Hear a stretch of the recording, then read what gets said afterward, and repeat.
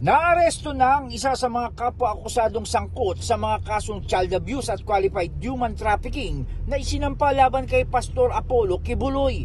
Iniharap ng DILG at pulisya si Pauline Canada nitong Biyernes sa Campo Crame matapos itong maaresto kahapon sa Davao City.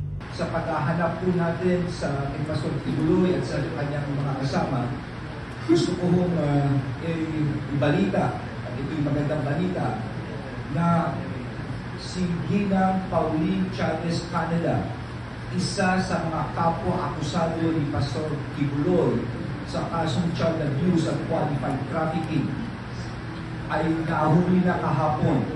Siya na po ay nahuli dahil sa police operations July 11, bandang 1:00 ng hapon sa isang bahay sa Emily Home Subdivision, Papatyan, Davao City. Ayon kay Interior Secretary Benhar Abalos, isang concerned citizen ang tumawag sa PNP hotline at ibinahagi ang impormasyon ng posibleng kinaroroonan ni Canada. Hanggang July 9, mga higit kumulang alas 9:30 ng umaga, isang hindi nagpakilalang caller ang tumawag sa hotline ng Regional Investigation and Detective Management Division ng office ito po sa Region 11 kala Nick Torre, para i-report sa police na nakita niya isang babae, na kamukha ng nasa litrato ng wanted poster na nilabas ng PNP na may reward na 1,000,000 piso.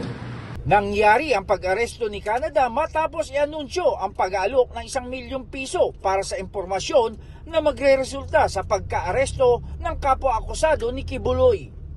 Bineltahan din ni Abalos sa mga tumutuligsa sa pag-aalok ng 10,000,000 pisong pabuya para sa ika-aresto naman ni Kibuloy. Kaya sa tumutuligsa, siguro tanongin niyo sa sarili niyo, ano mas mabuti? Ang tumulong para mahuli o tumuligsa? Kaya hinahamon kayo, siguro mas mabuti, ikayatin nyo lang si Pastor at mga kasama na sila na lang asunod.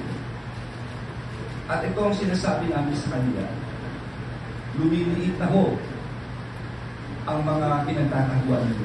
Itinanggi naman ng pambansang pulisya ang akusasyon na hindi pinagbigyan si Canada na may makausap na abogado matapos siyang maaresto. Mensahe naman ni Abalos para sa libu-libong taga-suporta ni Kibuloy. Sana maunawaan po ng kanyang mga supporters na ito po yung may warrant eh. Sana maunawaan nito, hindi na pwedeng talikuran na lang namin ito at pabayaan na lang namin. Sana maunawaan nito dahil kung tatalikuran namin ito, para tinalikuran na namin ng lahat na may warrant ngayon sa Pilipinas. Tiniyak din ni Abalos na hindi sila titigil sa paghahanap kay Kibuloy at ang apat niyang kapwa-akusado. Janice Cosio, Radyo Inquirer Online, bayang nagtatanong, mamaya nag-uusisa.